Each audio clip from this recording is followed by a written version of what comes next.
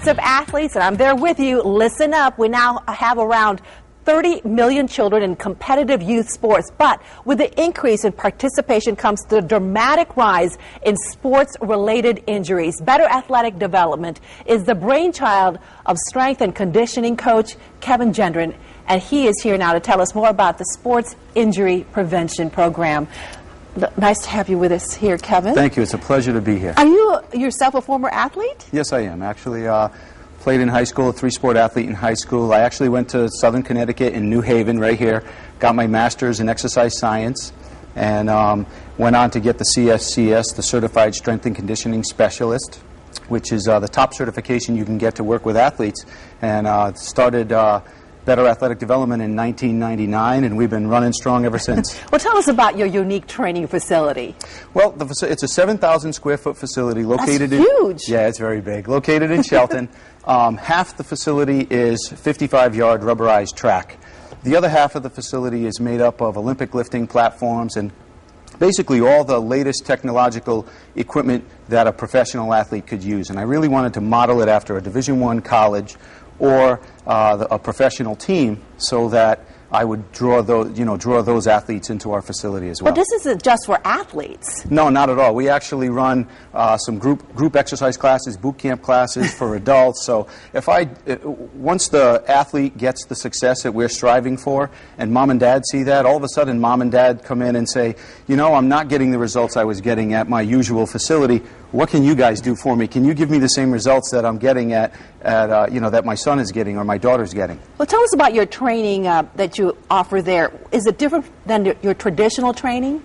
Yes, it is. We really focus on the athlete and building athleticism. That's really what it's about. In today's society, we focus an awful lot on early specialization. And what I mean by that is we've got t-ball and kids starting soccer and hockey at such a young age that we never really fully develop them as athletes. So we really want to target balance and movement science at a young age so that as they get older, they can exploit those skills better because they're more conditioned. Absolutely, and as well as preventing injuries. Oh, definitely, and that's a really big proponent. I did some research on injuries of late, especially concussions and things like that, ACL injuries in female athletes. And a lot of it comes down to conditioning. It really does. And athletes want to work with a certified professional with some education and some experience to make sure that they're doing things properly, they're doing things correctly. You brought a couple of your athletes with you here. Yes, so I we did. want to show everybody exactly what we're talking about, some of these conditioning exercises. So let's step back. Absolutely. And let's get them started. Okay. Well, traditionally, athletes have always sat on the ground and stretched, or they showed up at the field and started throwing the ball. And that's old school. Now what we've done is we've created dynamic warm-up. And what that means is raising the temperature of the body, preparing the athlete for play, because traditional stretching just doesn't work. And they've actually showed that it can reduce speed and power by as much as 8%. And really, that's something we don't want to reduce prior to going into a game. We want to be as fast as possible and as powerful as possible, so we don't want to reduce that. All right, so let's take a look at your first one. Here's our dynamic warm-up that we do with some of our athletes. Okay. The first one would be high knees. Go ahead. And what does this do? And we're really working on building flexibility in the hips, and knee drive, and starting to work on coordination as well, where you get the arm and leg action Can going. we see that again? Yeah, sure. Can we do high knees again? So a few minutes of this or a minute of this? What we do is we'll do a 10 to 15 yard span, and we usually change it up. So we'll have them do a variety of different exercises. Try drum major. Drum major? Oh, yeah. So it looks like they're beating a drum. And what that's doing, that's starting to loosen the hips up a little bit, which is really important for sports. And what I found in evaluating a lot of athletes, what we've discovered is the hips tend to be really tight. So that's something that we really want to loosen up, because that's the precursor to injury if you can't move properly or get out of a position effectively. Can we see it again? Absolutely. Drum major Show again. Show everybody exactly how that works.